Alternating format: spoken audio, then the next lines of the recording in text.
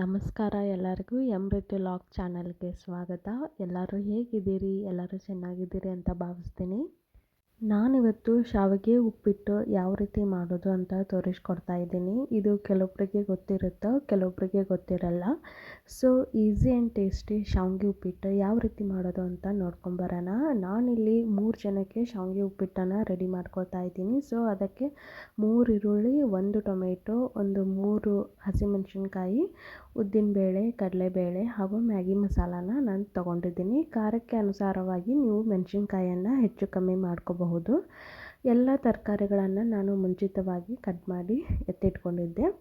ಅದಾದ ನಂತರ ಒಂದು ಪ್ಯಾನನ್ನು ಬಿಸಿಗಿಟ್ಟು ಪ್ಯಾನ್ ಕಾದಾದ ನಂತರ ಎಣ್ಣೆಯನ್ನು ಹಾಕಿ, ಎಣ್ಣೆ ಕಾದಾದ ನಂತರ ಅದಕ್ಕೆ ಜೀರಿಗೆ, ಸಾಸಿವೆ ಹಾಗೂ ಉದ್ದಿನಬೇಳೆ, ಕಡಲೆಬೇಳೆಯನ್ನು ಹಾಕಿ ಸ್ವಲ್ಪ ಕಂದು ಬಣ್ಣ ಬರೋವರೆಗೂ, ಬ್ರೌನ್ ಕಲರ್ ಬರೋವರೆಗೂ ಎಣ್ಣೆಯಲ್ಲಿ ಈ ರೀತಿ ನೀಟಾಗಿ ಫ್ರೈ ಮಾಡ್ಕೋಬೇಕಾಗ್ತೈತಿ.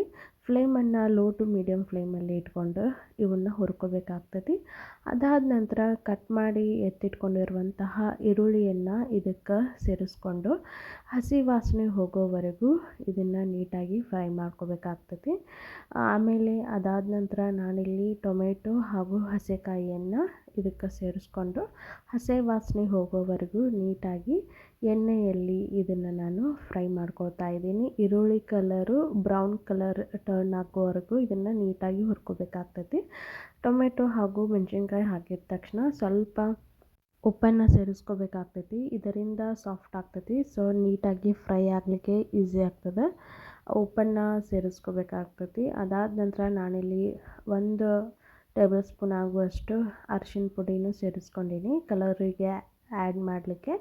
ಅದಾದ ನಂತರ ಸ್ವಲ್ಪ ಸಕ್ಕರೆನೂ ಸೇರಿಸ್ಕೊಂಡಿನಿ. ಅಂದರೆ ಟೊಮೆಟೊ ಹುಳಿಯನ್ನು ಹಾಕಿರ್ತೀವಲ್ಲ, ಸೊ ಟೇಸ್ಟನ್ನು ಬ್ಯಾಲೆನ್ಸ್ ಮಾಡಲಿಕ್ಕೆ ಸ್ವಲ್ಪ ಸಕ್ಕರೆಯನ್ನು ಸೇರಿಸ್ಕೊಂಡಿನಿ.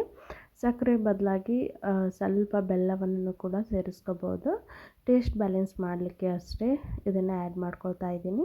ಅದಾದ ನಂತರ ಮ್ಯಾಗಿ ಮಸಾಲ ಸೇರಿಸ್ಕೊತಾ ಇದ್ದೀನಿ. ಈ ಸ್ಟೆಪ್ಪನ್ನು ನೀವು ಇಂಟ್ರೆಸ್ಟ್ ಇದ್ದರೆ ಮಾಡ್ಬೋದು, ಇಲ್ಲ ಈ ಮ್ಯಾಗಿ ಮಸಾಲಾನ ಸ್ಕಿಪ್ ಮಾಡ್ಬೋದು. ಸ್ವಲ್ಪ ಮ್ಯಾಗಿ ಮಸಾಲ ಆ್ಯಡ್ ಮಾಡೋದ್ರಿಂದ ಟೇಸ್ಟ್ ಆ್ಯಡಪ್ ಆಗ್ತೈತಿ. ಇಲ್ಲ ಇಷ್ಟ ಇಲ್ಲದೆ ಇದ್ದರೆ ಆ ಮ್ಯಾಗಿ ಮಸಾಲವನ್ನು ಸೇರಿಸ್ಕೊಳ್ಳುವಂತಹ ಅವಶ್ಯಕತೆ ಇಲ್ಲ.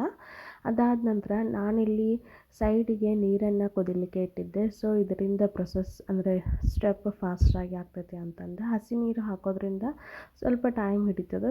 ಸ್ವಲ್ಪ ನಾವು ಉಗುರು ಬೆಚ್ಚಗಿನ ನೀರು ಹಾಕೋದ್ರಿಂದ ನೀಟಾಗಿ ಫಾಸ್ಟಾಗಿ ಕುದಿ ಬರ್ತದೆ ಅನ್ನೋ ಒಂದು ಉದ್ದೇಶಕ್ಕೆ ನಾನು ಬಿಸಿ ನೀರನ್ನು ಆ್ಯಡ್ ಮಾಡ್ಕೊತೀನಿ.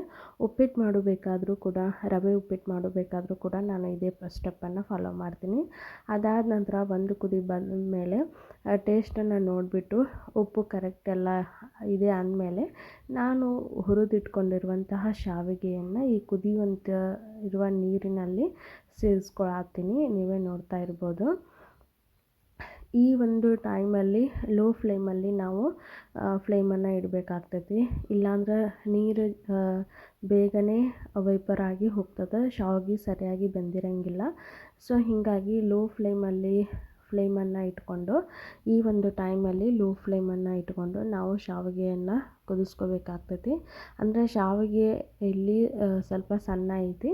ಸೊ ಹೀಗಾಗಿ ನಾನು 3 ಜನಕ್ಕೆ 2 ಲೋಟ ಮಾತ್ರ ನೀರನ್ನು ಆ್ಯಡ್ ಮಾಡಿದ್ದೀನಿ. ಸೊ ಆಮೇಲೆ ನಾನಿಲ್ಲಿ ಶಾವಿಗೆ ಕ್ವಾಂಟಿಟಿ ಒಂದು ಮುಟಗಿ ಅಂದರೆ ಒಂದು 3 ಕಪ್ ಅಷ್ಟು, 3 ಮಂದಿಗೆ 3 ಕಪ್ ಶಾವಿಗೆಯನ್ನು ತೊಗೊಂಡಿನಿ, ದೊಡ್ಡ ಬೌಲಷ್ಟು. ನೀವೇ ನೋಡ್ತಾ ಇರ್ಬೋದು. ಒಂದು 5 ನಿಮಿಷ ಲೋ ಫ್ಲೇಮಲ್ಲಿ ಇಟ್ಕೊಂಡು ನಾನು ಇದನ್ನು ಕುದಿಸ್ಕೊಂಡೇನಿ. ಅದಾದ ನಂತರ ನಾನಿಲ್ಲಿ ಒಂದು ಅರ್ಧ ಹೊಳ್ಳ ಲಿಂಬೆಹಣ್ಣನ್ನು ಕೂಡ ಹಾಕ್ಕೊಂಡೇನಿ. ಸ್ವಲ್ಪ ಹುಳಿ ಆಮೇಲೆ ಖಾರ, ಉಪ್ಪು ಚೆನ್ನಾಗಿ ಇತ್ತಂದರೆ ಟೇಸ್ಟ್ ಮಸ್ತ್ ಬರುತ್ತೆ. ನೀವು ಒಂದ್ಸಲ ಟ್ರೈ ಮಾಡಿ ನೋಡಿರಿ. ನನ್ನ ರೆಸಿಪೀಸ್, ನನ್ನ ವ್ಲಾಗ್ಸ್ ಇಷ್ಟ ಆದ್ರೆ ದಯವಿಟ್ಟು ಲೈಕ್ ಮಾಡಿ, ನಿಮ್ಮ ಫ್ರೆಂಡ್ಸ್ ಆ್ಯಂಡ್ ಫ್ಯಾಮ್ಲಿಗೆ ಶೇರ್ ಮಾಡಿ ಹಾಗೂ ಸಬ್ಸ್ಕ್ರೈಬ್ ಮಾಡಿ. ಪಕ್ಕದಲ್ಲಿರುವ ಬೆಲ್ ಐಕಾನ ಪ್ರೆಸ್ ಮಾಡಿ. ಇದರಿಂದ ಎಲ್ಲ ನೋಟಿಫಿಕೇಷನ್ನ ನಿಮಗೆ ಫಸ್ಟ್ ಬರ್ತಾವೆ. ಆಮೇಲೆ ಈ ಥರ ಶಾವಿಗೆ ಉಪ್ಪಿಟ್ಟು ಮಾಡ್ಕೊರಿ. ಕೆಲವೊಬ್ರು ಹೆಂಗೆ ಮಾಡ್ತಾರೆ, ಫಸ್ಟ್ ಶಾವಿಗೆಯನ್ನು ಬೇಯಿಸ್ಕೊಂಡ್ಬಿಟ್ಟು ಆಮೇಲೆ ಒಗ್ಗರಣೆ ಒಳಗೆ ಮಾಡ್ತಾರೆ. ಅದೂ ಓಕೆ. ಮತ್ತು ಈ ಥರನೂ ಒಂದು ಸಲ ಟ್ರೈ ಮಾಡಿ ನೋಡಿರಿ, ಟೇಸ್ಟ್ ಮಾತ್ರ ಸಖತ್ತಾಗಿ ಬಂದಿತ್ತು, ಉದುರಾಗಿ ಬಂದಿತ್ತು. ಆಮೇಲೆ ಮ್ಯಾಗಿ ಮಸಾಲ ಹಾಕ್ಕೊಂಡಿದ್ನಲ್ಲ, ಮಸ್ತ್ ಬಂದಿತ್ತು ಟೇಸ್ಟ್. ಒಂದು ಸಲ ಟ್ರೈ ಮಾಡಿ ನೋಡಿರಿ. ಆಮೇಲೆ ಈ ಒಂದು ರೆಸಿಪೀಸ್ ಯಾವ ರೀತಿ ಬಂತು ಅಂತಂದು ಕಮೆಂಟ್ ಮಾಡಿ. ನಾನು ಟೇಸ್ಟ್ ಮಾಡಿ ನೋಡಿದೆ, ಮಸ್ತ್ ಟೇಸ್ಟ್ ಬಂದಿತ್ತು. ಒಂದು ಮ್ಯಾಗಿ ಮಸಾಲ ಅದು, ಆಮೇಲೆ ಖಾರ, ಹುಳಿ, ಉಪ್ಪು ಎಲ್ಲ ಪರ್ಫೆಕ್ಟಾಗಿ ಬಂದಿತ್ತು. ಉದುರಾಗಿ ಬಂದಿತ್ತು, ಮಸ್ತಾಗಿತ್ತು. ಇದು 6ರಿಂದ ಇನ್ನೂ ಕೂಡ ಉದುರಾಗಿತ್ತು. Thank you so much for watching. Bye bye.